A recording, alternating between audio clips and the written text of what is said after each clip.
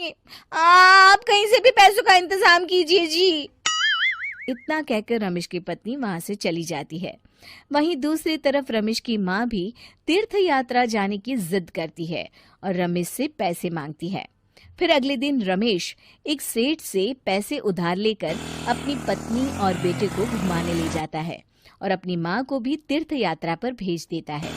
लेकिन जैसे ही रमेश अपनी छुट्टियां बिताकर वापस आता है, कर्जदार उसका जीना मुश्किल कर देते हैं।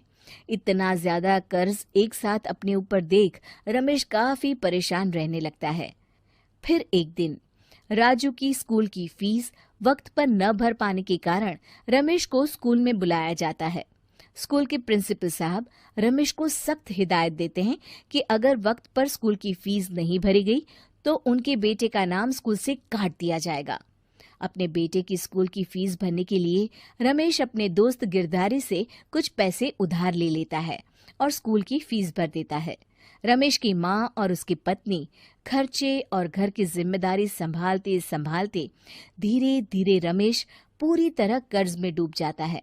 और तभी एक दिन दफ्तर में काम करते समय रमेश की तबीयत अचानक बिगड़ जाती है और वो बेहोश होकर गिर पड़ता है। उसे जल्दी से पास के एक अस्पताल में भर्ती कराया जाता है। रमेश के घर वालों को ये बात पता चल जाती है तो वे सभी अस्पताल पहुंचते हैं। अस्पताल के डॉक्टर साहब उन्हें बताते हैं, देखिए, देर रात तक जागने और जरूरत से ज्यादा काम करने की वजह से इन्हें चक्कर आ गया था। बेहतर यही होगा कि इन्हें कुछ दिनों के लिए पूरी तरह आराम करने दिया जाए।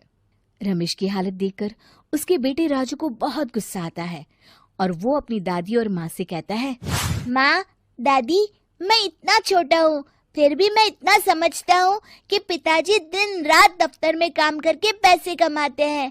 पिताजी अकेला पूरा घर संभालते हैं और आप दोनों अपने फिजूल के खर्चों के लिए उन पर दबाव डालते रहते हैं। आज पिताजी की हालत के जिम्मेदार तो आप दोनों हैं। राजू की समझदारी भरी बातें सुनकर रमेश की माँ और पत्नी को अपनी गलती का एहसास होता है और दोनों की आंखों में आंसू आ जाते हैं। फिर कुछ दिनों के बाद रमेश की तबीयत एकदम अच्छी हो जाती है और वो पहले की तरह अपने काम पर जाने लगता है। रमेश की माँ और पत्नी अब उसे किसी प्रकार की कोई तकलीफ नहीं देते और ना ही उससे किसी चीज की मांग करते हैं। फिर देखते ही देखते रमेश अपने कर्ज के सारे पैसे चुका देता है। उसकी जिंदगी पहले की तरह अच्छी हो जाती है और वो अपने परिवार के साथ खुशी खुशी रहने लगता है। शिक्षा, हमारे रिश्ते एक तराजू की तरह होते हैं जिसकी दोनों ओर जिम्मेदारी और समझदारी का वजन बराबर होना चाहिए।